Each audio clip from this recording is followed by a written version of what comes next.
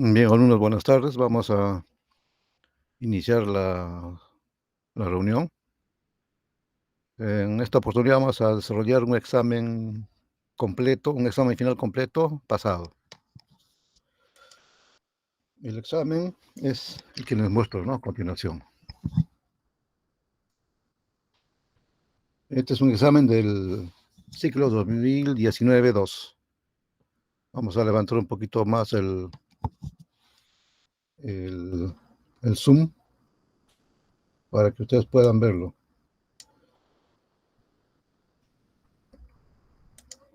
Bueno, y para aumentar la resolución de algunos alumnos voy a quitar mi imagen. Bien, este es el examen final que se tomó el ciclo 2019-2. Vamos a presentar el texto del examen y vamos a explicar qué es lo que se pide, ¿no? Y qué datos hay. Bien, como ustedes pueden ver, se trata de un pequeño sistema eléctrico de potencia que ustedes ven en la figura 1. Este pequeño sistema tiene, a ver, tiene 1, 2, 3, 4, 5, 6 nodos. Y además está conectado a un gran sistema eléctrico de potencia. Entonces aquí este ejemplo nos permite estudiar el comportamiento de todo un sistema que tiene alguna zona especial de estudio, ¿no? En este caso, el gran sistema eléctrico de potencia nos permite estudiar los equivalentes que, que pueden desarrollarse en cualquier red. Entonces, vean, en este pequeño sistema, las líneas son de doble conductor por fase, ¿no? Es decir, cada uno tiene dos conductores y son de 220 kilovoltios y 500 MVA de capacidad. Es una condición que podría lograrse, ¿no? Doble conductor por fase y 500 MVA es difícil de conseguir, pero en fin es válido para este ejemplo. El pequeño sistema despacha en la hora de punta según el valor de P sub J de la tabla 1. Aquí tienen ustedes la tabla 1. P sub J, esto es lo que están despachando las unidades en la hora de punta. Vamos a ponerlo. Bueno, estas son las potencias que están despachando cada una de las unidades, ¿no? En la hora de punta.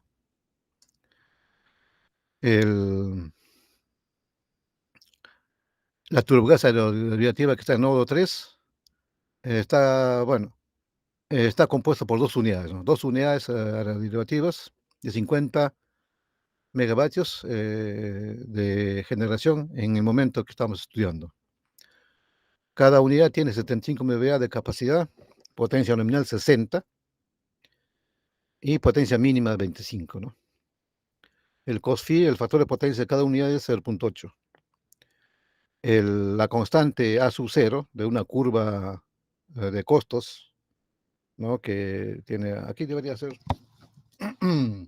simplemente debería ser, ¿no? A ver, aquí no se dice el costo, pero vamos a poner mejor acá. Esto debería ser A simplemente, acá sería B, ¿no? Y aquí sería D. Pero creo que el motivo por el cual he puesto esto es para que no se confunda con otras variables, lo que le hemos llamado también D.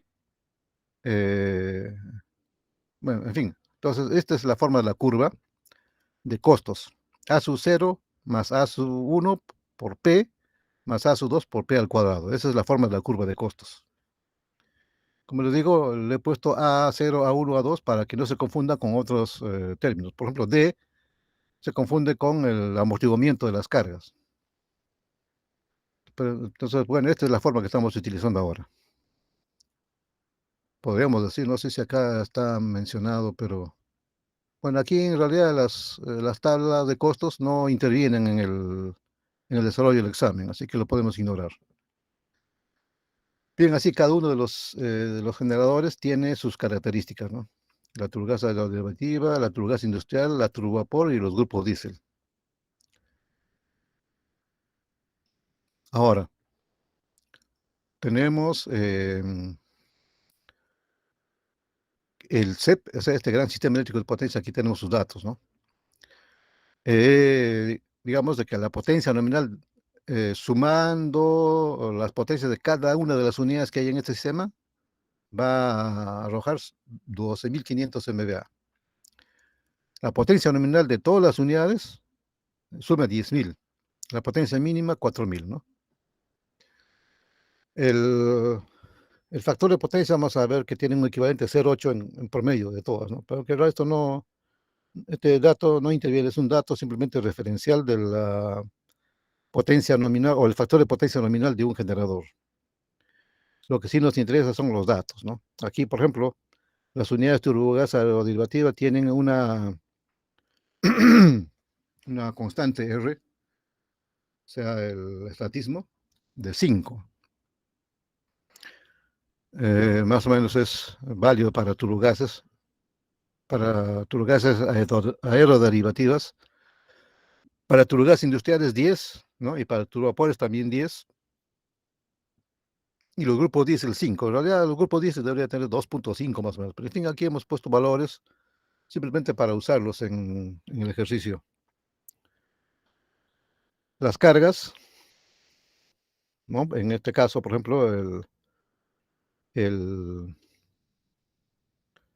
el sistema eléctrico de potencia tiene una carga de 7.200 más, es un dato para cada alumno, ¿no? Cada alumno tiene un valor de acuerdo al M de su código. En este caso, el M es la suma de las tres últimas cifras del código del alumno. En fin, aquí tenemos las demandas de cada uno y también tenemos el valor del amortiguamiento D, ¿no? D es el amortiguamiento. Y el cost fee, bueno, es el cost fee de la carga, ¿no? Ese es un valor aplicable para cada carga.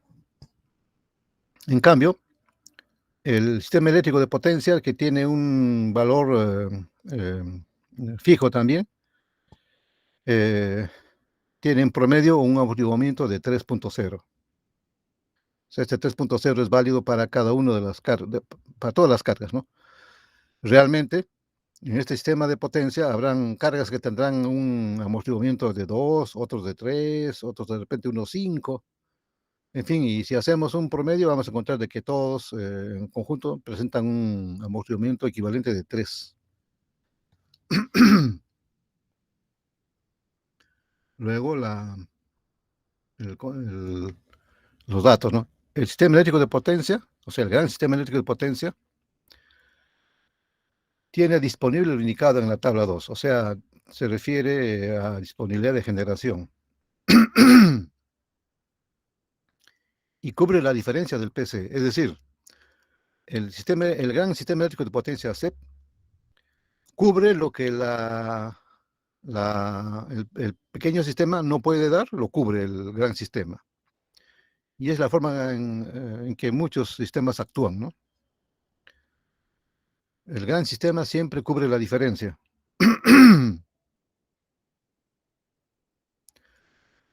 Acá la primera pregunta dice, determinar el evento de desconexión de línea o generador y la hora en que se produce la mayor variación de frecuencia en este pequeño sistema eléctrico de potencia. Y esta es una pregunta más bien teórica, ¿no? Que no requiere cálculos, pero sí conceptos, ¿no? Bueno, los cálculos se basan en los conceptos, en la aplicación de los conceptos. Lo que queremos saber es si en este pequeño sistema hay un evento, hay que averiguar cuál es el evento que produce la peor variación de frecuencia, es decir, el mayor valor, ¿no? Bien sobre frecuencia o subfrecuencia, y a qué hora ocurre, porque hay que tener en cuenta de que aquí la demanda cambia, ¿no? Cambia hora a hora. Tenemos diferentes niveles de carga para cada niveles de carga para cada hora y para cada carga en particular. Esa es la primera pregunta, ¿no? Entonces aquí no vamos a hacer muchos cálculos, sino vamos a ver en qué casos se puede producir una gran variación de frecuencia. Eso es lo que ocurre frecuentemente en un sistema eléctrico, ¿no? El, el desbalance entre la generación y la carga, es decir, el desbalance entre la generación total y la carga total, eso es lo que produce el cambio de frecuencia. Cuanto más grande sea esa variación, más grande será el cambio de frecuencia. Ya habíamos visto, ¿no? Un ejemplo aquí. Habíamos visto de que si, cómo calculamos la variación de frecuencia. Esta variación de frecuencia siempre va a ser, eh, vamos a ver, ojalá esté la ecuación aquí. Fíjense aquí, esta variación de frecuencia siempre va a ser la variación de potencia mecánica menos la variación de la carga entre la sumatoria de los amortiguamientos de las cargas y las inversas de los estatismos, ¿no? Mete la ecuación que determina el mayor valor de la variación de frecuencia. Es decir, aquí tenemos este no es el mejor ejemplo.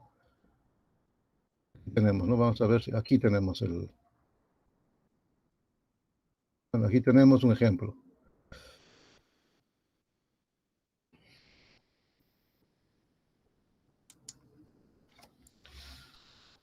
Esta es la ecuación que hemos visto anteriormente, ¿no?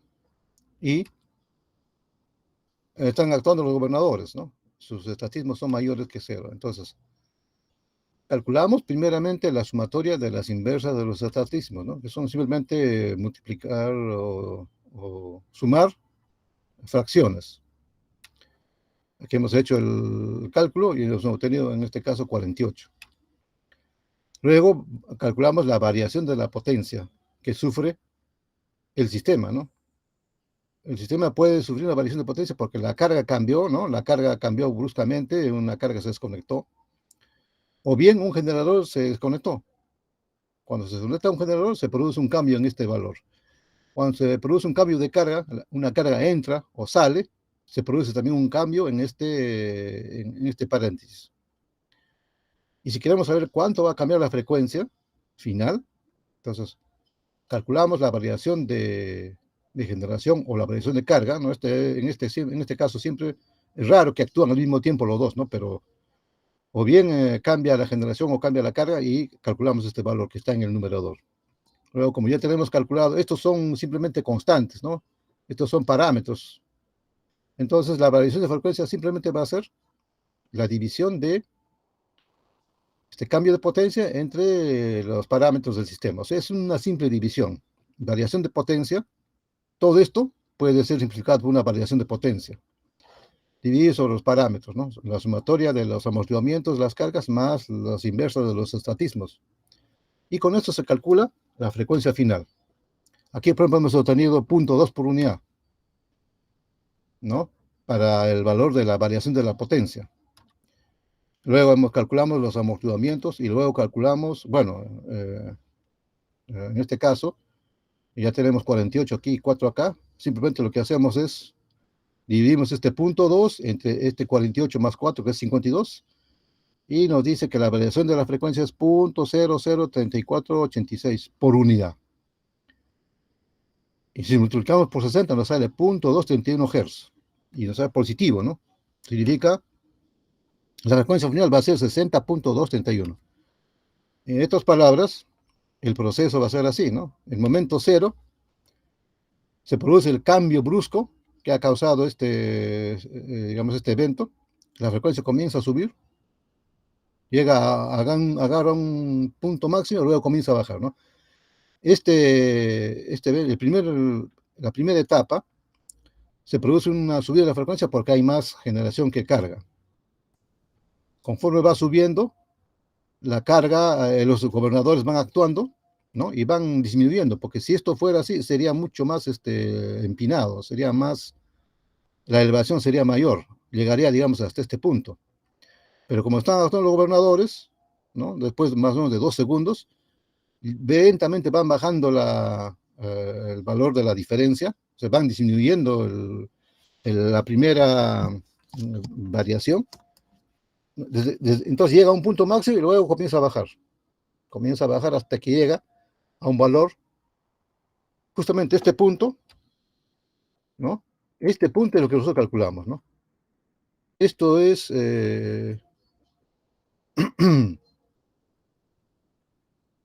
esto debería ser punto 231, ¿no? O sea, sería 60.231, así. Eso debería ser así.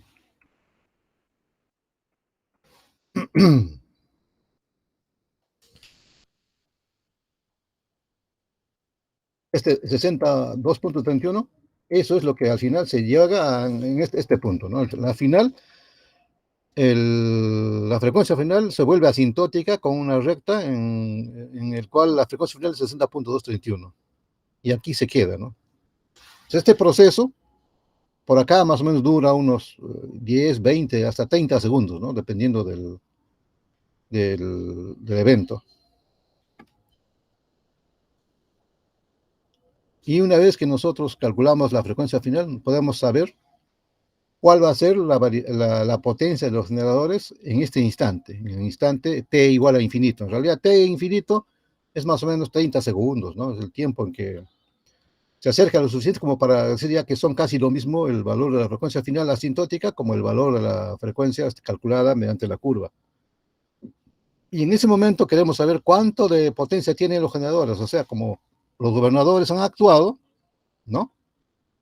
La potencia de cada generador ha cambiado también. Y eso es lo que queremos saber, cuánto ha cambiado cada generador. Pues como aquí calculamos la variación de potencia total es 0.2, con esta ecuación, que es esta misma ecuación, pero visto desde otro lado, vamos a ver cuánto cambió, ¿no? Entonces aquí sería este 0.003486, lo ponemos aquí y lo multiplicamos por 12, 32 y 4. Esto es por los generadores, y por las cargas serían 4 y 0, ¿no? Porque uno de los generadores tiene amortiguamiento de 2, el otro tiene amortiguamiento de 4, pero este amortiguamiento o esta carga que tiene amortiguamiento 4 es justamente el que desconectó, ¿no? En el momento ya tiene carga 0. Entonces, con esta ecuación simplemente se determina cuánto ha cambiado cada generador. Este corresponde al generador 1. Bueno, multiplicando nos sale de que ha cambiado 0.0461 por unidad. El otro generador ha cambiado 0.1231 y el otro, el tercer generador, 0.0154. Significa entonces pues de que multiplicando por 100, el primer generador cambió 4.61 megavatios, es decir, bajó 4.61 megavatios, el segundo bajó a 2.71 y el tercero bajó 1.54. Y estos otros significa cuánto aumentaron de potencia las cargas por efecto del cambio de frecuencia. Bien. Esto es lo que vamos a aplicar ahora en este ejercicio que hemos visto en el examen que vamos a resolver. Entonces aquí tenemos el gran sistema de potencia. Aquí hay que notar que tenemos generadores 1, 2, 3, ¿no? 4, 4 centrales tenemos, y además tenemos un gran sistema de potencia, que no sabemos cuántos generadores tiene, pero este sistema de potencia grande se puede comportar como si fuera un generador. O sea, eso se ha hecho una demostración de que esto sí es posible, ¿no? Entonces veamos cómo se resuelve este ejercicio, o este ejemplo. La primera pregunta es la mayor variación de frecuencia. Entonces aquí recurrimos a la ecuación, ¿no? ¿Cuál es la ecuación que expresa la variación de frecuencia? O lo que es lo mismo también la variación de f, ¿no? Que vamos a poner variación de f, para que no se confunda. La variación de frecuencia y la variación son lo mismo, ¿no? es la variación de velocidad. En por unidad, la variación de frecuencia y la variación de velocidad son lo mismo por unidad. Entonces, aquí es igual a variación de la potencia, ¿no? Que es esto, dividido entre la sumatoria de los estatismos inversos más la sumatoria de los amortiguamientos de cada una de las cargas. Simplemente es esta ecuación sencilla, ¿no? Vamos a ponerlo con azul.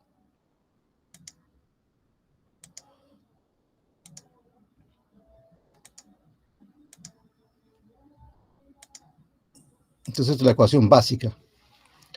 Y la variación de la potencia está dada por esta ecuación, ¿no? Variación de potencia es la variación de potencia mecánica que sufren los generadores como consecuencia de los gobernadores y la variación de la potencia de la carga que sufre como consecuencia de que una carga se desconectó y también porque la frecuencia varió. O sea, la potencia de la carga varía porque cuando varía la frecuencia, varía el consumo de una carga.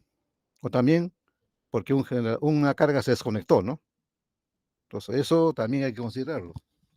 O sea, ¿cómo se obtiene el valor de la variación de la carga? Simplemente hacemos este cálculo. La variación de potencia va a ser la potencia mecánica final menos la potencia mecánica inicial. Y la variación de la potencia de la carga va a ser la potencia de la carga final y la potencia de la carga inicial. ¿Cuál es la potencia de la carga final y cuál es la potencia de la carga inicial? Así de sencillo es el cálculo de la variación de la potencia. Entonces, de acuerdo a esta ecuación, ¿no?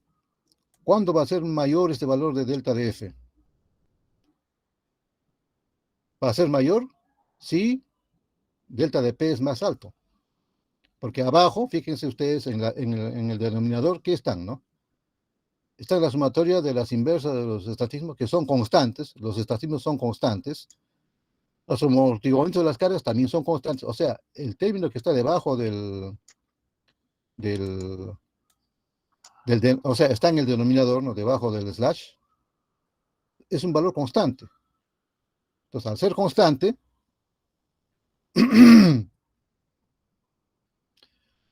la variación de la frecuencia va a depender de la variación de la potencia inicial, ¿no? O sea, la potencia, pero sí, el valor de la potencia, cuánto cambia en el momento del evento. Entonces aquí lo que se hace es simplemente, bueno, se saca, ¿no? El delta de F es mayor si delta de P es mayor.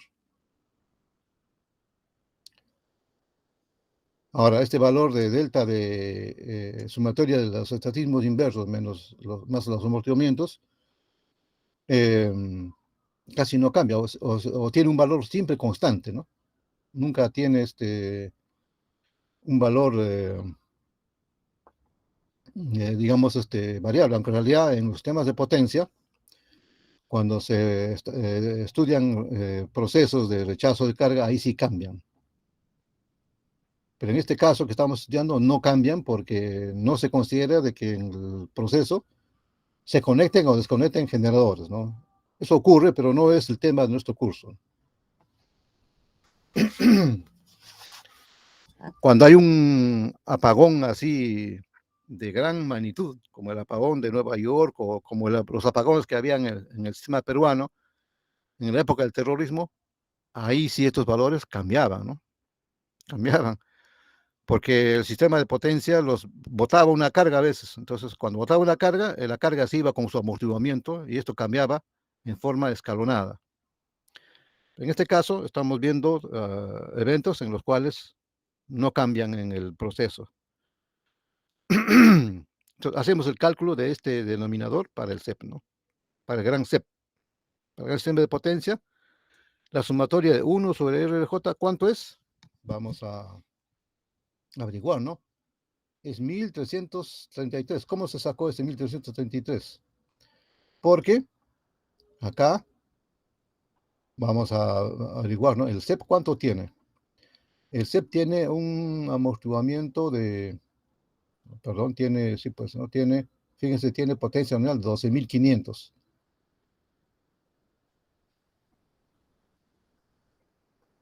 Entonces vamos a ver la fórmula de la inversa del amortiguamiento, ¿no? Vamos a ver la fórmula.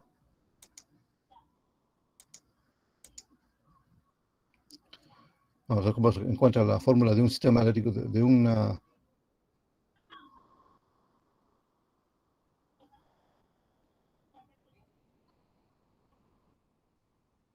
Vean, 1 sobre R es, o sea, 1 sobre R minúscula de un sistema es 1 sobre R, el valor, o sea, el valor, la inversa del por unidad es el valor real por la potencia nominal entre la potencia base. Vamos acá. El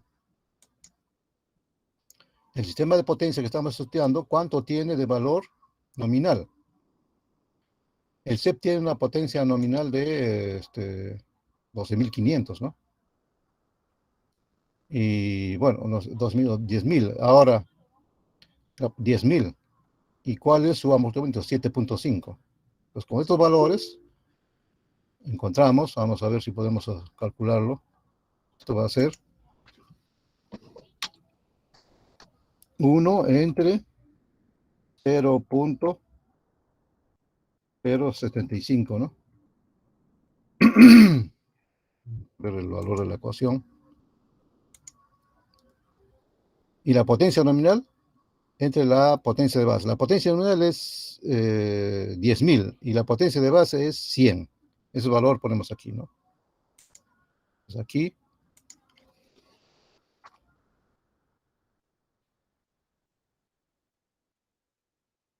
En realidad esto es así.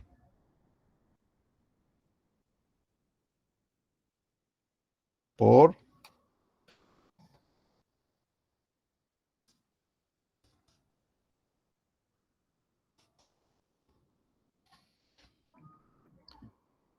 el valor, ¿cuánto es, no? A ver, 1 sobre...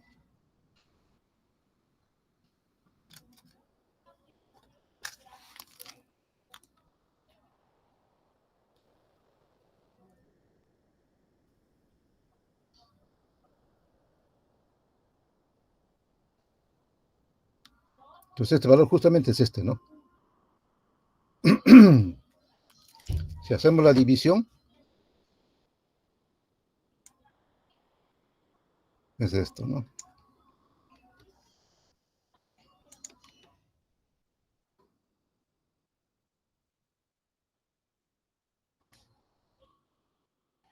Y tenemos el valor, es este punto 0.75 es lo que está justamente aquí. Este 7.5%, ese es el estatismo del gran sistema de potencia. Este 7.5 es lo que ponemos aquí, ¿no? Y la potencia nominal es 10.000, la potencia de base es 100. Hagan ustedes esta división, le va a salir 1.333. 1.333.3, vamos a despreciar los decimales. Y para las cargas, haciendo también la misma formulación, para las cargas, ¿cómo se encuentra el amortiguamiento de las cargas? A ver aquí. La carga equivalente se obtiene sumando el valor del amortiguamiento de cada carga por la potencia nominal entre la potencia de base. Entonces, este valor. Entonces, aquí, para encontrar este valor, ¿cómo lo encontramos? A ver. Vamos a la tabla y tenemos que hacer un análisis de todos los amortiguamientos. Fíjense, tenemos la carga Z1, Z2, Z3, ¿no? Del sistema de potencia más del generador, o perdón, más del gran sistema de potencia. Y aquí hemos calculado para M igual a 10, hemos calculado este valor, ¿no? Entonces aquí tenemos, a ver, M igual, hagamos un cálculo.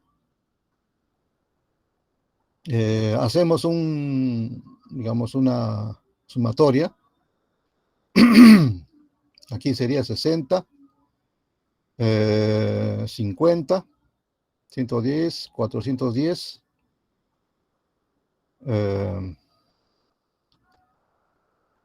Para m igual a 10 nos da 8000, ¿no? O sea, este valor son para m igual a 10. Entonces aquí tenemos calculamos el valor del amortiguamiento. Para la hora de máxima nos va a salir, o sea, para la hora de máxima demanda va a salir 266.3. Y para la hora de mínima, 216. ¿Por qué todos los valores? Porque nosotros tenemos que movernos entre la máxima y la mínima demanda, ¿no? O sea, ¿en qué momento el valor máximo se va a ocurrir? Cuando tenemos la 1821. En este momento, cuando tenemos más carga, vamos a tener mayor amortiguamiento. ¿Y en qué momento vamos a tener la mínima amortiguamiento? Cuando tenemos la mínima demanda. Entonces, aquí hemos hecho dos cálculos. Para la hora de máxima nos sale a 266.3 y para la hora de mínima 216. Esto es para el CEP, ¿no? Y para el PSE hacemos también la sumatoria de cada uno, nos sale estos valores, ¿no? Fíjense, el gran CEP tiene un amortiguamiento grande porque es una carga bien, ¿cómo se podría decir? Bien, bueno, pues aquí hacemos el cálculo, ¿no? El CEP tiene pues, más de 8000 megavatios, ¿no? En cambio, las cargas del sistema son pequeñitas, ¿no? 300, esto es 300, esto será para M igual a 10, 25, 250, 550, más 160, 650, 710, ¿no? Entonces, aquí varían los valores. Entonces, aquí hemos hecho el cálculo para la máxima demanda y la mínima demanda. Y para el pequeño sistema también, ¿no? Hacemos la sumatoria, vamos a obtener 104 para ahora, perdón, para el pequeño sistema también hacemos la sumatoria de los estatismos inversos. Vamos a tener 104 y los amortiguamientos 27.8 para la máxima demanda y 14.5 para la mínima. Entonces, bueno, voy a poner con detalle estas ecuaciones, cómo se ha calculado para que ustedes se ilustren ya. Pero en fin, estas ecuaciones se han obtenido, o estos valores se han obtenido mediante el uso de estas ecuaciones aplicadas para cada caso. Entonces aquí vamos a ver las potencias mecánicas y las potencias. Entonces aquí tenemos el sistema y queremos calcular qué potencias mecánicas y qué potencias de cargas están actuando antes y después del evento, ¿no?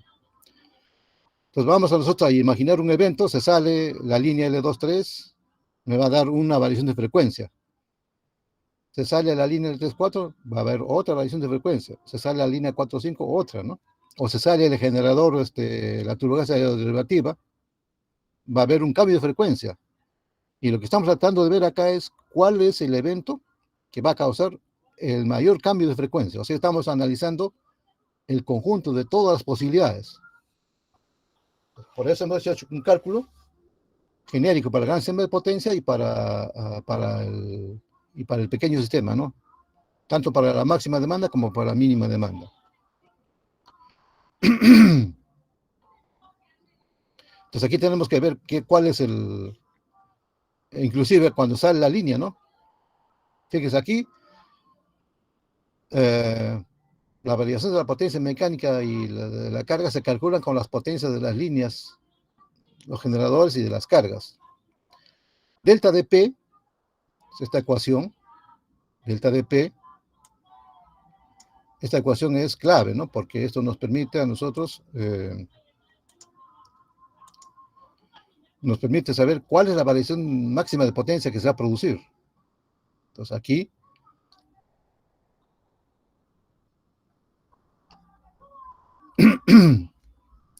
delta de P es la potencia del generador o de la línea desconectada, y estos varían entre menos 240 a 300 megavatios. Tenemos acá una...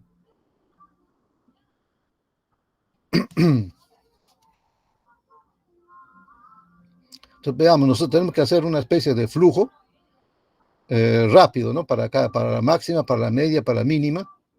Y hay que saber en qué caso se va a dar que se produce la máxima variación de potencia. Aquí hacemos un análisis rápido, ¿no? Si se desconectan las líneas 2, 3 o 2, 7 o 3, 4, o sea, se refiere a esta línea o esta línea, el sistema se va a partir en dos. O sea, vamos a poner que sale la línea 2, 3, el sistema se parte en dos, ¿no? Una parte del sistema sería conformada por esta turbogas, el grupo diésel, la turbovapor y esta carga, la Z2, nada más. Y la otra parte del sistema estaría conformado por el gran sistema de potencia, esta turbogas y esta carga, más el sistema de potencia grande que tiene también sus generadores y sus cargas. Entonces nosotros deberíamos calcular la carga que tiene el gran sistema de potencia. Entonces, cuando se sale una de estas líneas, el sistema se parte en dos y una de las cuales se queda aislado. Entonces, cuando se queda aislado, prácticamente va a colapsar porque va a haber una gran variación de frecuencia o de potencia, por lo tanto, una variación de frecuencia. Y es lo que dice aquí, ¿no? Pero la otra parte se queda conectada con el gran sistema de potencia. Y la variación de potencia sería pues la que está llevando la línea, ¿no? Vamos a poner que acá está yendo 100 megavatios. Eso significa de que esta carga está siendo alimentada por lo que produce esta generación, más esta otra, más lo que viene de la línea, está alimentando la carga Z2. Vamos a ver que esto sea 100 megavatios, significa de que la carga Z2 es lo que producen los generadores, más lo que suministra la línea, o también podría ser, si el flujo está yendo en sentido contrario, va a depender de los valores, ¿no? Y no sabemos nosotros, tenemos que ver las tablas para ver qué, qué valor es. Y si se sale la línea 3, 4, va a quedar la turbovapor con la carga Z2, ¿no? Entonces, la generación de la turbovapor tendrá que igualarse con la carga Z2 para que la frecuencia se normalice. Y tenemos que comparar cuánto vale el valor de la turbovapor y cuánto vale la carga Z2. Y haciendo un cálculo rápido, vamos a ver que el flujo de la línea 3, 4 va a ser lo que equilibra, ¿no? Vamos a suponer que la turbovapor esté dando 100 y esto sea una carga de 150, significa que la línea 3, 4 está llevando 50, ¿no? O sea, 100 más 50 serían los 150 que está consumiendo esta carga. O si esta carga es 50, esta está dando 100, significa que 50 está yendo de 4 hacia 3. Entonces, esto nos va a dar la idea de cuánto puede ser la variación de la frecuencia, ¿no? Entonces, si la carga está yendo de 4 a 3 y este es 50 megavatios, significa que acá se va a producir una sobrefrecuencia. Entonces, así, esa forma de análisis tenemos que hacer para cada uno de los eventos ¿no? Y ver en cuáles de ellos se produce la mayor variación de frecuencia. Entonces, es lo que dice acá, ¿no? El sistema se parte en dos. Ahora, ¿qué pasa si se desconecta un generador? Entonces, en este caso, la variación de las potencias será lo que cambia la potencia de un solo generador, ¿no? Porque es bien raro que salgan dos generadores al mismo tiempo. Tengan en cuenta ustedes que en el nodo 3 y en el nodo 4, y en todos los nodos, ¿no? En el nodo 7 también, las unidades de generación son varios, vean. Hay dos turbogases aeroderivativas, dos turbogases industriales, dos turbovapores y dos grupos diésel. Entonces es bien raro que en un sistema de potencia salgan dos unidades al mismo tiempo. Es rarísimo, ¿no? Sale a veces cuando falla un equipo electrónico que afecta a los dos, pero es bien raro que un equipo esté metido con dos generadores. Eso es no es real. Pues aquí dice, en ambos casos la variación de la frecuencia final es la variación de la potencia entre la sumatoria de las inversas de los estratismos, ¿no? Esta es la inversa de los estratismos del gran sistema de potencia y este es del, del pequeño sistema, o sí, pues del PC, ¿no? Bueno, esta es la variación del estatismo este es del gran sistema de potencia y esto es del pequeño sistema. Y aquí también, ¿no? El 216 es la suma de los amortiguamientos de todas las cargas.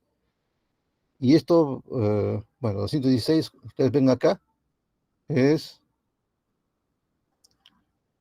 el valor del amortiguamiento del gran sistema de potencia en el orden de mínima demanda. ¿Por qué escoger la mínima demanda? Porque como está en el denominador, cuanto menor sea este valor, más va a ser la variación de frecuencia. Y descartamos prácticamente el valor del máximo. Entonces aquí se llega a la conclusión, ¿no? Un análisis rápido, que el mayor valor del denominador es 1554. Acá hacemos esta sumatoria y es 1549, que resulta de ser 1000.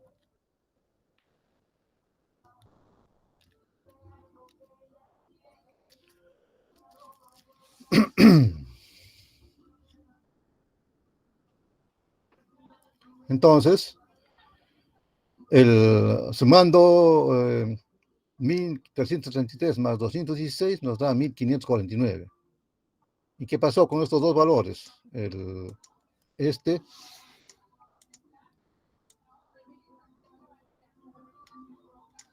este valor, este valor y este valor, ¿no?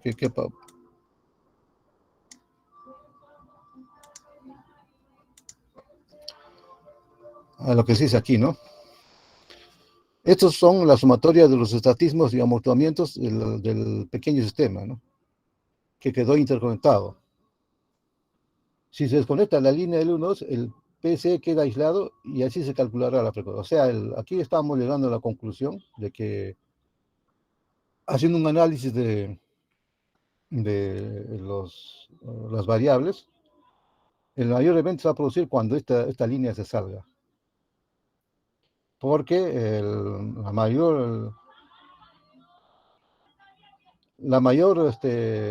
menor valor o el mayor valor de frecuencia va a ser cuando esto sea el mínimo. Y el mínimo se va a producir cuando estos sean iguales a cero, ¿no? Estos son los valores de los estatismos del sistema de potencia, del pequeño sistema de potencia y sus cargas. Entonces, si se desconecta la línea L2, el PCE queda aislado y la variación de frecuencia se calculará así, ¿no? Va a ser, haciendo la suma, va a ser la variación de la potencia entre 132. Entonces, cuando el valor sea 132, que es el menor valor que puede ocurrir, ¿no? Se producirá el mayor cambio de frecuencia. Entonces aquí se llega a la conclusión de que el evento más grave es de que se salga esta línea. Esta línea se sale, ¿qué queda? El pequeño sistema se queda aislado, ¿no? Se queda a su suerte, porque el cálculo de la frecuencia, el denominador es el que determina el cambio de frecuencia.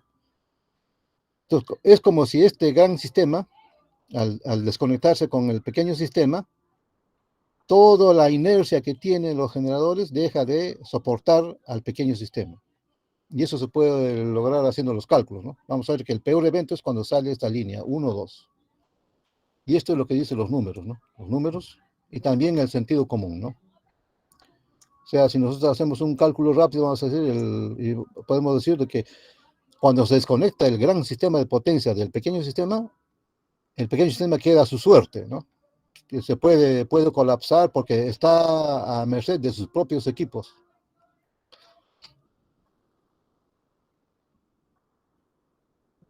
Entonces, esta es la respuesta, ¿no? El, el mayor evento es la salida de la línea L12.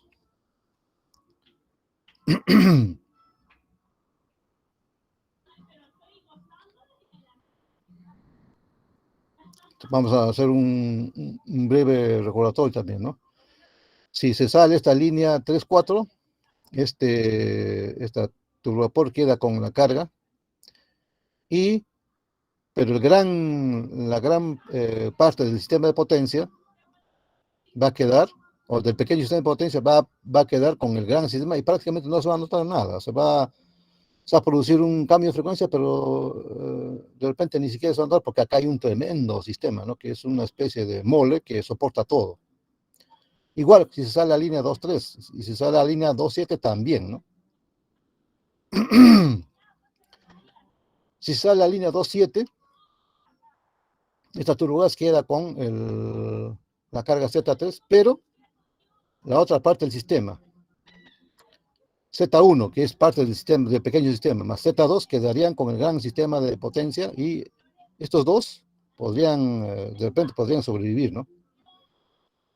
Pero la gran parte del pequeño sistema va a quedar con el gran sistema y no va a sufrir unos cambios significativos.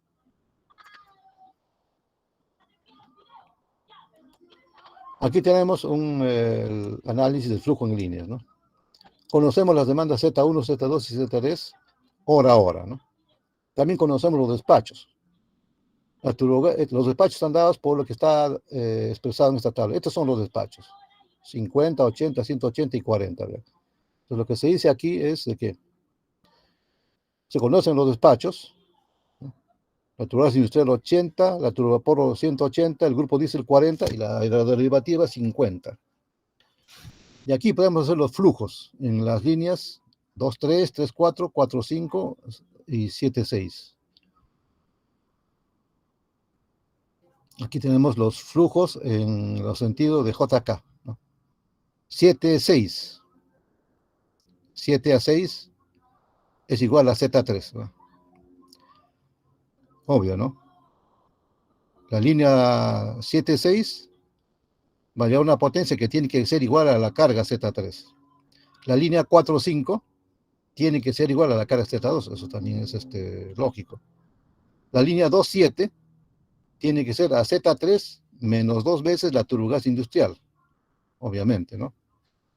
L3.4 va a ser Z2 menos 2 veces la turbovapor. También simplemente sumas y restas. La línea 2.3 va a ser la línea 3.4, que hacemos, ¿no? Menos 2 veces la turbogás aeroderivativa más el grupo diésel. La línea L12 va a ser Z1 más 2.7 más L23, ¿no?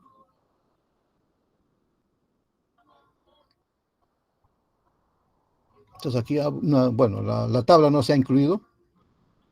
Aquí está, fíjense, el análisis. En esta tabla están todos los flujos que se ha calculado, ¿no? Hora a hora.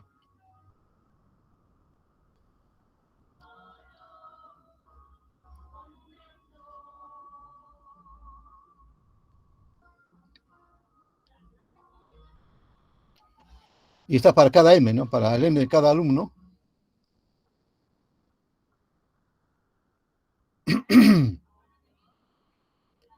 Entonces aquí podemos nosotros ver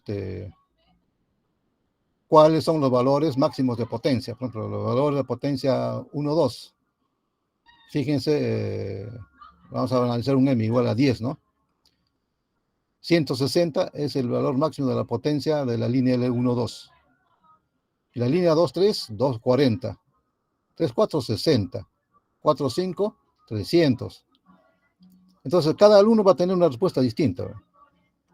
Entonces, les sugiero que ustedes, como les voy a enviar este archivo, vean qué respuesta tienen para cada uno de sus casos según el M que tienen, ¿no?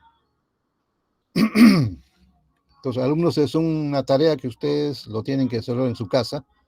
Y aquí se ha hecho el cálculo como para que ustedes lo desarrollen con arreglo a sus propios datos. Y cualquier duda que tengan lo podemos resolver en las consultas por correo electrónico.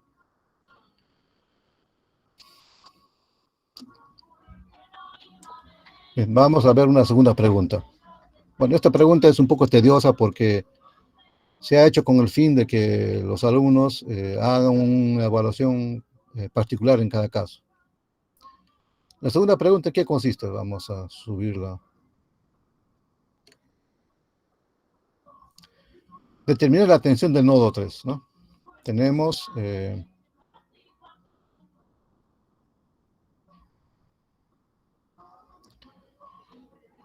en la figura 2, se refiere a esta figura, ¿no? El nodo 1 mantiene fijo 209 kilovoltios, o sea que hay 209 kilovoltios.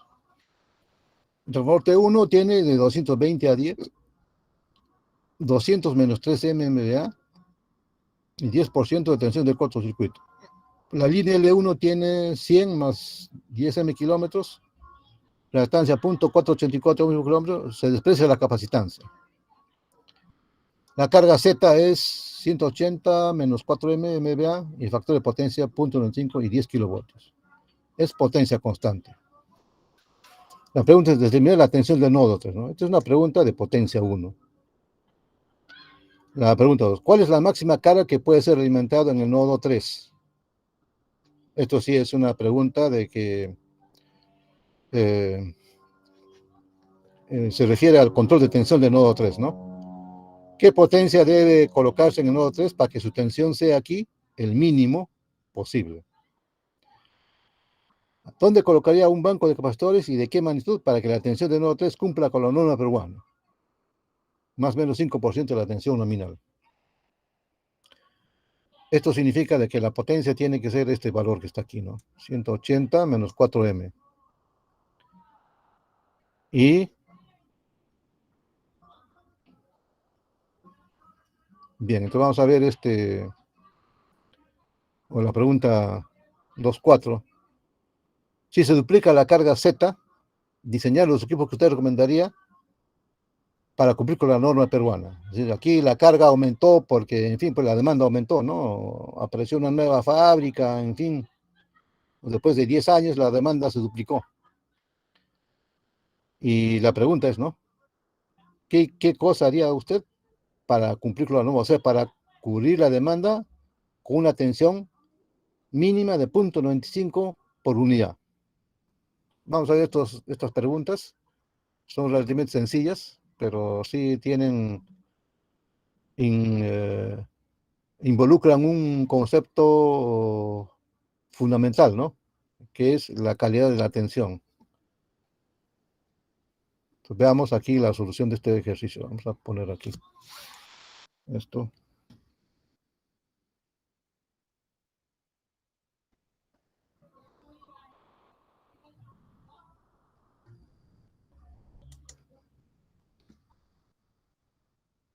Aquí tenemos el resultado de la solución de la pregunta 2. Primeramente, la pregunta 2, hacemos los cálculos, ¿no? La reactancia de la línea va a ser su longitud por .484 entre 484, que es la potencia de base. Esta es la potencia de base. Esta es la inductancia por kilómetro y esta es la longitud. Por lo tanto, aquí tenemos la reactancia por unidad. La reactancia del transformador, T1, ¿no?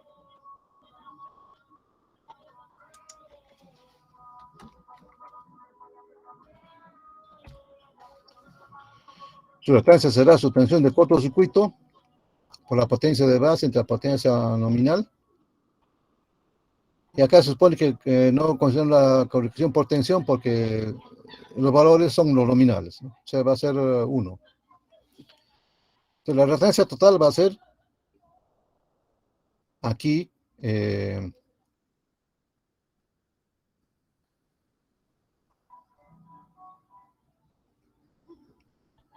0.5, bueno, o sea, haciendo el cálculo de estos valores, esto va a ser 0.1, ¿no? Esto va a ser 0.1 por L. Perdón, va a ser 0.5 por XL1 porque son dos líneas. O sea, aquí tenemos dos líneas, por lo tanto la reactancia va a ser la mitad del equivalente, más la reactancia del transformador. Las ecuaciones que tenemos que desarrollar son tensión 1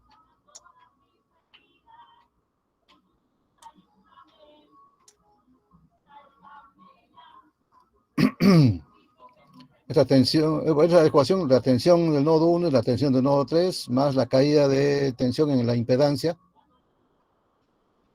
Aquí la corriente, o perdón, sí, la corriente, ¿no? La reemplazamos por su equivalente, que es potencia conjugada entre tensión del nodo 3 conjugado, ¿no? Es la potencia que es una, bueno, ecuación clásica, ¿no? Que desarrollo de flujo. Aquí multiplicamos todo por el denominador para tener una ecuación más o menos que sea trabajable, ¿no? Esta ecuación alfa lo vamos a resolver y lo convertimos en este sistema de curva cuadrática, ¿no? En los cuales solamente está como incógnita la tensión de nodo 3, ¿no? Tensión de nodo 3, tensión de nodo 3. X y Q sub Z son datos. B sub 1 es dato. B sub 1 es 0.95 por unidad. P sub Z es dato. Q sub Z es dato. Entonces aquí tenemos una ecuación en la cual solamente la tensión de nodo 3 es una incógnita. Y aquí tenemos el diagrama, ¿no? Ahora, B sub 1.95 es dato, ¿no? B sub 3 se calcula con la ecuación beta. Los datos varían de 0.828 a 0.86 por unidad, según el valor del M, como se muestra en la tabla, ¿no? O sea, en la tabla, aquí tenemos, para la pregunta 2, tenemos cada P y cada Q, el valor de X, el valor de B sub 3 calculado, ¿no? Entonces,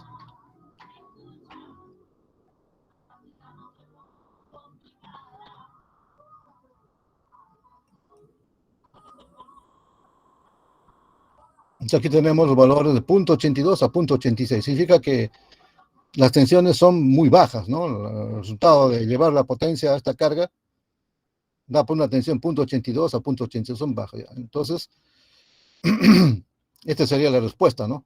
Estas serían las tensiones teóricas que se van a obtener con los datos que se les ha dado.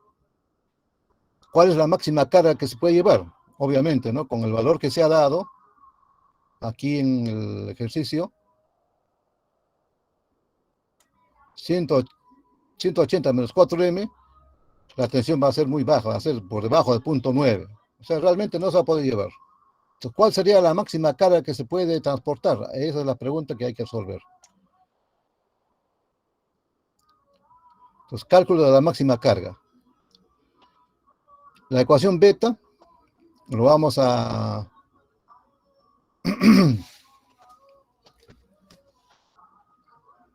O sea, ¿qué estamos haciendo?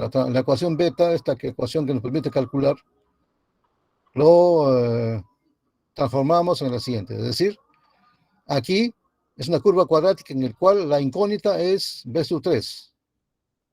Ahora aquí hay que calcular, hay que poner la misma ecuación, hay que poner la forma en la cual la potencia sea la incógnita, ¿no? Porque para llevar la máxima carga, B sub 3 tiene que ser 0.95 por unidad. O sea, sería un dato. Es la tensión mínima que quiero obtener.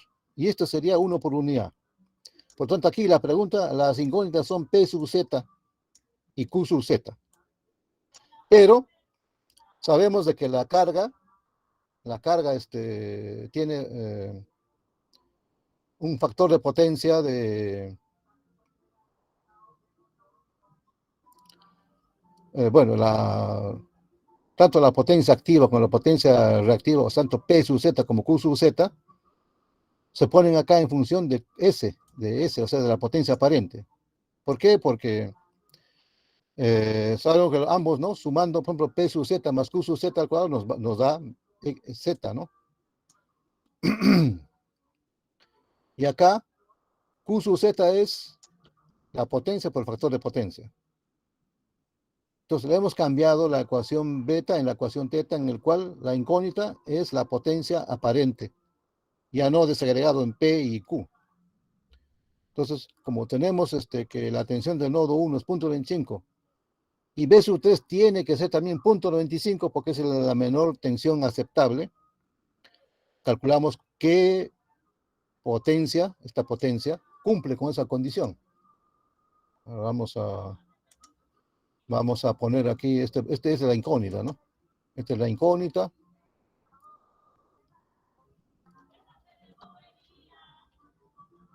Aquí tenemos una ecuación cuadrática, pero en términos de la potencia aparente. Potencia aparente al cuadrado, la potencia exponente 1 y la potencia al exponente 0, ¿no? Entonces, resolviendo esta ecuación teta, simplemente vamos a obtener una solución que está dado aquí en la tabla también, ¿no? Aquí en la tabla. La pregunta 2.2, ¿no?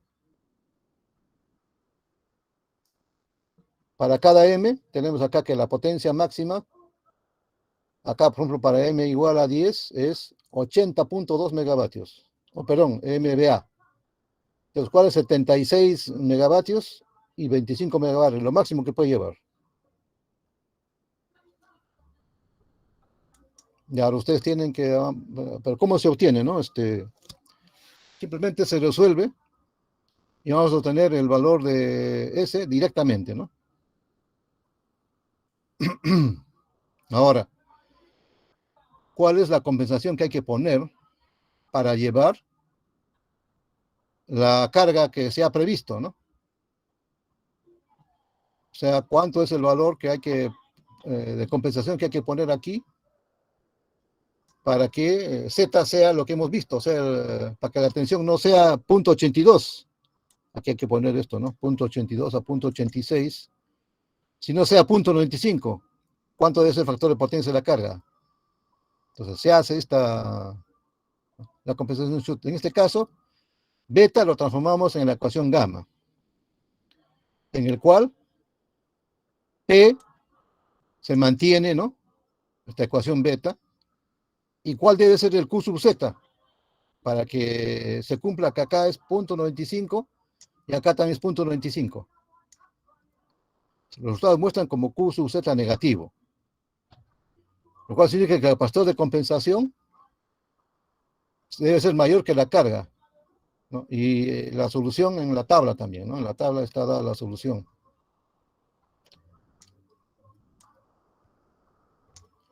O sea, para la pregunta 2.3, por ejemplo, para un m igual a 10, ¿no?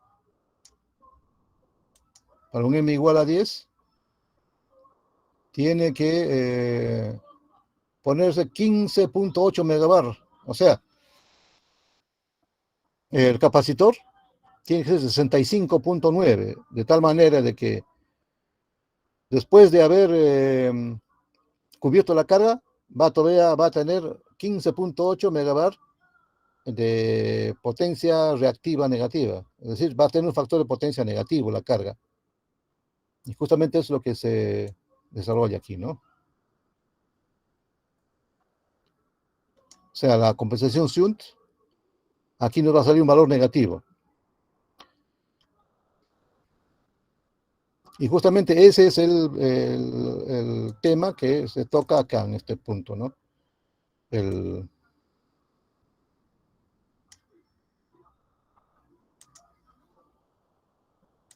Justamente se ha llegado a este punto. Se ha llegado que el factor de potencia está sobredimensionado, está por encima, y se va a trabajar muy cerca del punto de colapso de tensión. Pero en fin, ¿no? Esa es la solución que se arroja después de haber hecho ese cálculo. Aquí dice, ¿no? Aquí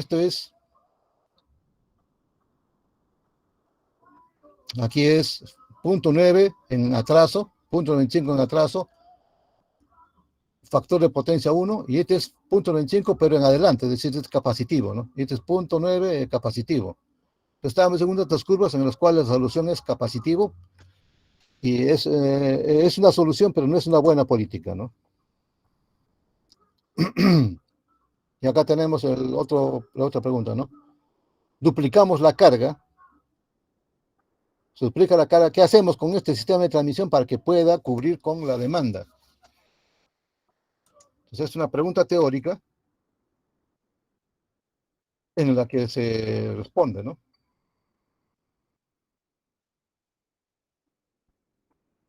Primeramente se tiene que aumentar la capacidad del transformador, ¿no? Porque la línea puede soportar de repente, pero el transformador no. El transformador no puede llevar más potencia de su valor nominal. Entonces tiene que haber una unidad adicional. Si la capacidad de la línea cubre el aumento de la potencia, se requiere compensación serie de las dos líneas para que reducir la caída de tensión. Compensación shoot mediante banco de capacitores o un SBC, ¿no? Porque poner capacitores simplemente es, a veces, es contraproducente porque como la tensión varía permanentemente durante el día, entonces vas a estar conectando y desconectando capacitores, ¿no? Cuando la tensión sube vas a desconectar un capacitor y cuando la tensión baja vas a conectar un capacitor. Y para evitar hacer eso, se pone en lugar un SBC, ¿no? Es decir, el SBC es un equipo que controla automáticamente sin necesidad de cambiar los bancos, porque quien controla la potencia que produce el capacitor es los tiristores. Luego, aumentar la tensión de envío del nodo 1, obviamente, ¿no? Como acá tenemos de que la tensión del nodo de envío es 0.25, es una tensión muy baja, ¿no? Entonces, muy baja la tensión, hay que ver cómo aumentarla. Si lo anterior no es suficiente para lograr 0.95 en nodo 3, se debe construir líneas de transmisión paralelas. Eso ya no tiene remedio, ¿no? Las soluciones que hemos visto acá, aumento de la capacidad transformador, esto es imprescindible, pero el aumento de la línea mediante compensación no es muy cara. La compensación son capacitores que se ponen en la carga y los capacitores son baratos comparados con la línea. Bueno, entonces, compensación serie y compensación shunt, los capacitores son baratos, no son muy caros. Aumentar el nivel de tensión del nodo 1, bueno, eso sí requiere un estudio muy especial, ¿no?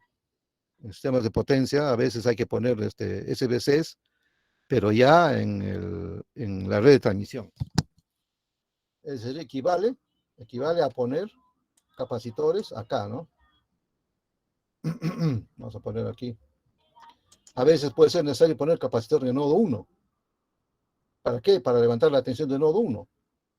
Y eso ya resulta de un estudio más amplio.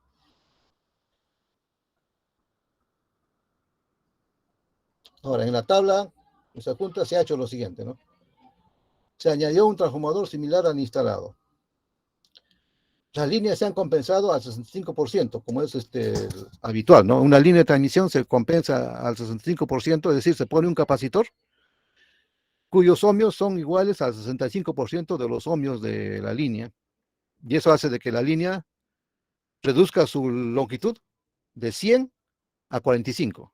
O sea, por cada 100 kilómetros se rebajan 65 kilómetros y se queda en 45. O en forma proporcional, ¿no? A 45. Luego, la carga se ha compensado hasta lograr un factor de potencia de 0.987. Ya, este es un factor de potencia bien aceptable, ¿no? 0.987. La tensión de envío se ha ajustado a 1 por unidad, ¿no? Hemos puesto capacitor en el nodo 3 y la tensión subió a 1. Y con esos cambios ya se puede llevar el doble de la potencia. Entonces aquí están. Aquí pueden ver ustedes que en el resultado, vamos a ver la tabla ahorita, la tensión B3 resulta ser mayor a 0.95 y el factor de potencia de la carga es alto, pero no es negativo. O sea, aquí es una buena solución, porque lograr que no es negativo significa que no se está arriesgando un colapso de tensión. Entonces, para la pregunta número 2.4, la tabla también arroja los resultados, ¿no? Para cada alumno, es decir, para la pregunta 2.4, se compensó la línea a 65%, las dos líneas ya. Se puso un transformador adicional. El factor de carga bueno, la carga se compensó a un factor de carga 0.987. ¿Y cuál fue la tensión que se obtuvo acá? Para cada M, 0.96, 96, 96, 95. punto 96, pero ninguno de ellos es menor a punto 95. O sea, se encontró una solución aceptable, ¿no? Entonces, alumnos, como ustedes ven, este ejercicio desarrollen y ustedes tienen las tablas para comparar sus soluciones. Y si tienen alguna duda, siempre pueden consultar con el profesor por correo, ¿no? Entonces, voy a enviar a ustedes este examen final resuelto del ciclo 2019-2.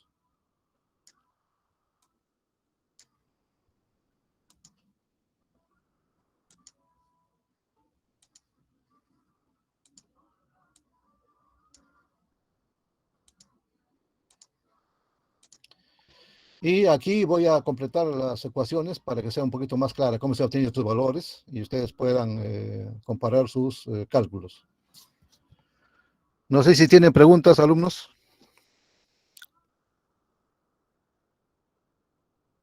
Aló, aló, aló, aló. Todo conforme, ingeniero. Bien, pues este examen es bastante, un poco más complicado, pero voy a tratar de hacerlo mejor en cuanto aquí a la explicación para que sea más entendible. Y ustedes tienen la opción de comparar sus resultados con con estas tablas, ¿no? Con estas tablas que se han calculado para cada uno de para cada alumno. En realidad, hemos puesto, pues, el valor de M puede variar desde 1 hasta 27, ¿no? Si son 9, 9, 9, 9, 27. Y si es 0, 0, 0, 1, bueno, pues, aquí tenemos todos los resultados posibles.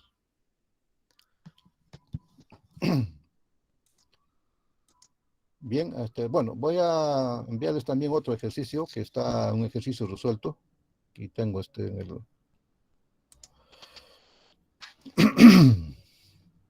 examen final del 2016-2. Voy a ver.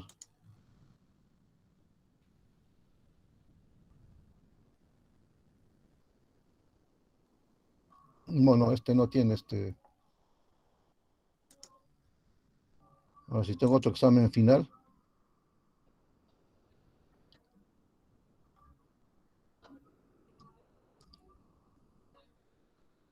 Bien, alumnos, si encuentro otro examen final, les voy a enviar para poder discutirlo mañana. Les dejaríamos las clases en este punto. Profesor, disculpe. Sí, sí. Tengo una pregunta con respecto a la monografía. No sé si me puede aclarar la Sí, duda. sí, sí, por supuesto, por supuesto. La parte de la tabla del parque de generación de las unidades hidráulicas. Ahí dice potencia nominal, media demanda y mínima demanda. Mi duda era básicamente en cómo tomar los rangos de generación de las unidades. A Es ver, que, no sé si yo dejo de presentar para que tú puedas exponer o puedes exponerlo. a ver, A ver, voy a dejar de presentar. Ya, te puedes tú exponer y sí, voy para a terminar. presentar Ya. mi Excel.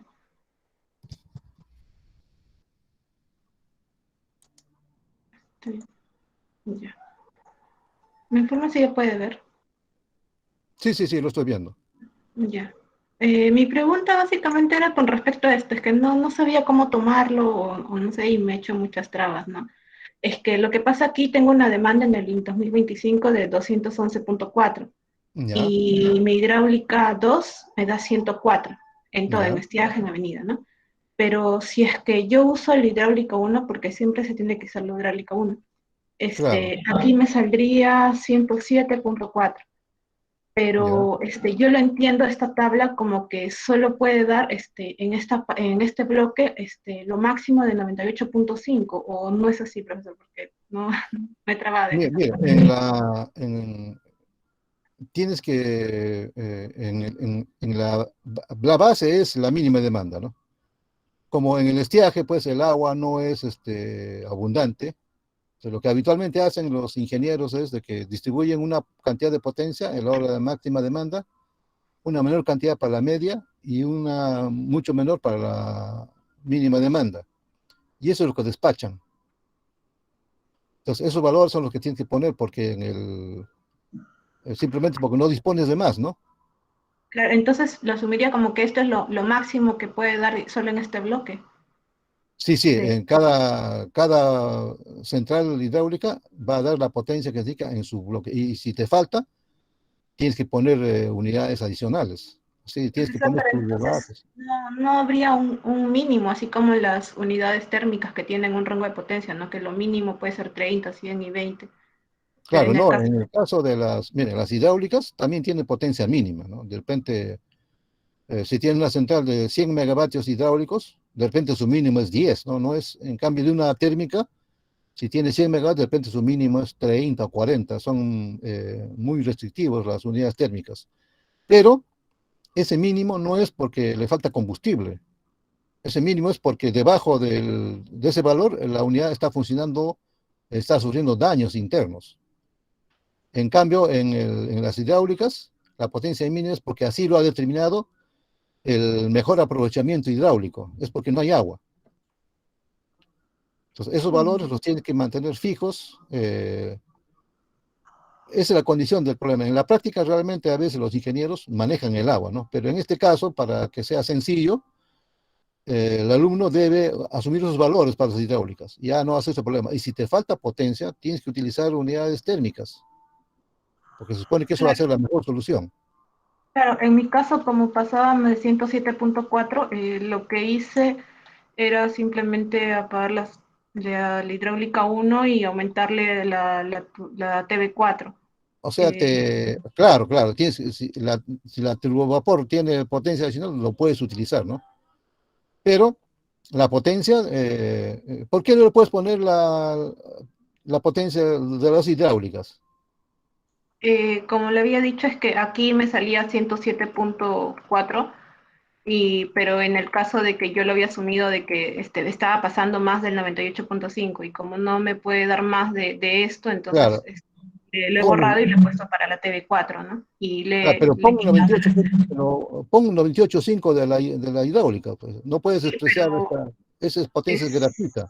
sí, pero aquí me sale menos, me sale a 8.9, entonces está fuera del rango, ¿no? Que su mínimo es 100. Ah, ya, entonces tienes que haber, en ese caso, entonces tienes que disminuir bueno, tienes que botar agua nomás así. O sea, si es 100, si pones 100, ¿cuánto debería ser? O sea, el Como, mínimo es 100. claro, ajá. Ponle 100. Si pones 100 ahí, ¿cuánto te sale la hidráulica? Aquí Sí, sería esto menos la suma de esto más, ay, más esto. 7.4. la hidráulica 7.4. ¿Tampoco? Sí, profesor. Es que mi demanda es de 211.4, es bien chiquita. Ya, ya, ya. Profesor, Sí, ¿y si juega con la hidráulica número 2? O sea, porque le está sí, pues, manteniendo constante. Y si juega tanto hidráulica 2 con uno, claro, ¿se sí, que podría con los dos realizar ese sería que cambio? juegues, sí, sí, sí. Tendrías Ah, que jugar con las claro, hidráulicas, sí. claro, claro. Es que esto es lo. Sí, tienes razón. Y botar el agua, ¿no? Porque, bueno, es un pecado, pero botar el agua, si no hay más remedio, lo botas. Por ejemplo, en el Perú, en esta época, justamente cuando comienza a llover, muchas centrales están botando el agua, están dejando que se pase el agua por encima de la presa y tienen que mirar y mover la cabeza nada más, ¿no? Porque no hay otras cosas. Es muy No, frecuente, es decir, son soluciones de continuidad digamos, inevitables. claro, profesor. Está bien. Gracias, profesor. Bien, ya, de nada. Entonces, les voy a enviar este Profesor, otro ejercicio. ¿Sí? profe, Sí, sí, una sí. consulta. Yo quería saber sobre, bueno, en la parte final habla sobre el precio de la potencia en barra y no tenía Sí. entendido cómo calcularlo eso. O sea, el precio de la energía en barra, sí, sabía que era los costos promedios entre el factor, ¿no? De las pérdidas marginales, pero en el caso de la potencia en Es barra, igualito, es igualito, igualito. No es que ya, Sí, sí, es lo mismo, ¿no? En este caso, considéralo igual, o sea, profesor, porque las pérdidas, o sea, sí, el precio es simplemente porque en una barra distinta a la barra de referencia, las pérdidas conducen a que cueste más, ¿no? O menos también de repente.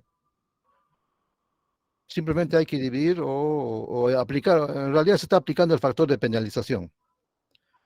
Claro, profesor. O sea que al precio básico lo divido a todos ellos entre cada factor de cada nodo. Exacto, eso es lo que se hace. En el Perú se hace eso. O sea, profesor, sea, ese precio se mantiene en todo, tanto en hora de punta y en hora No, no, fuera de no. punta. El factor de penalización cambia a cada hora. No, no, digo sobre el precio básico de potencia. Claro, el precio básico de potencia se mantiene, sí. Profesor, ¿y el factor de ubicación y el factor de indisponibilidad son valores constantes? No, también en un sistema de potencia cambian, ¿no? Porque, fíjese, en un sistema de potencia hay muchas cosas que ocurren eh, y que pueden cambiar el comportamiento del sistema, ¿no? Y esos valores están cambiando permanentemente. Entonces, lo que se hace es se toma valores promedios, ¿no? Para máxima, media y mínima demanda. Y cuando se hace esta aproximación, no se comete un error apreciable y por lo tanto las empresas se sienten que, digamos, que no están perdiendo ni ganando. Entonces, esto es la práctica, ¿no? Digamos, el resultado de la práctica en nuestro sistema. Y en este caso, profesor, en la monografía, ¿determinamos eso? No, sería bueno que no consideren el factor de ubicación, solamente para para determinar el precio de la potencia.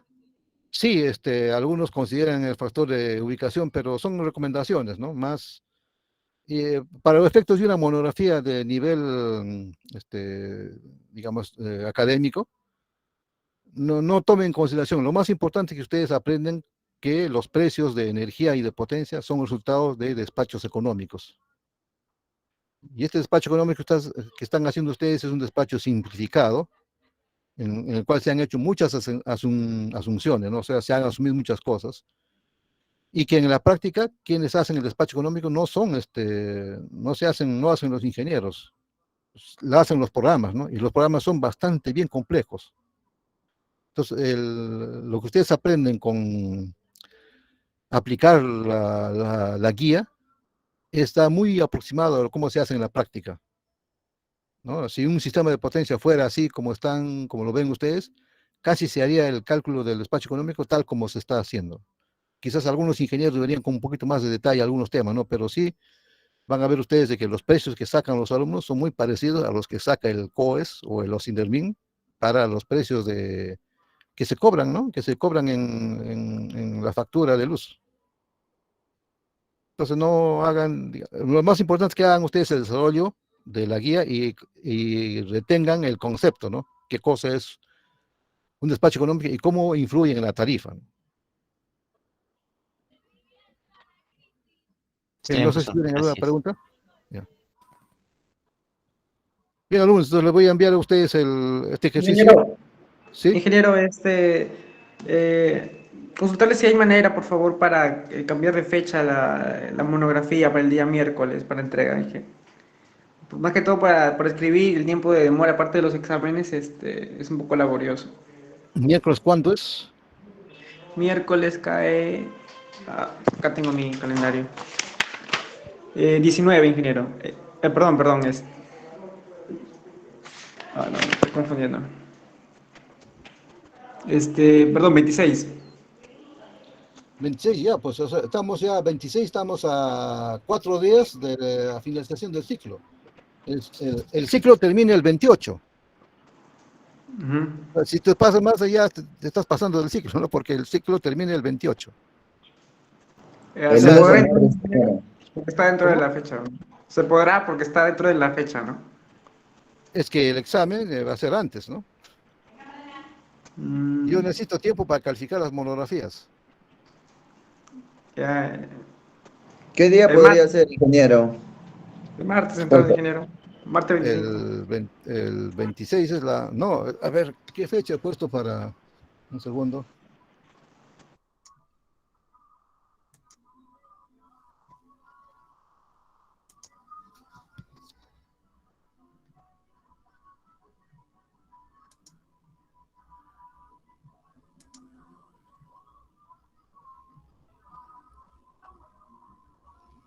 Fecha de entrega es 23 de enero.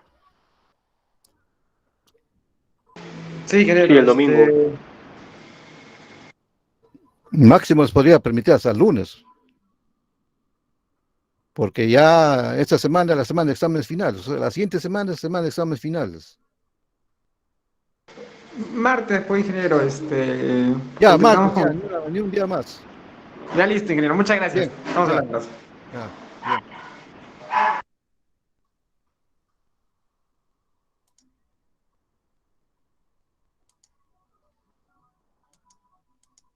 Bien, entonces será hasta mañana.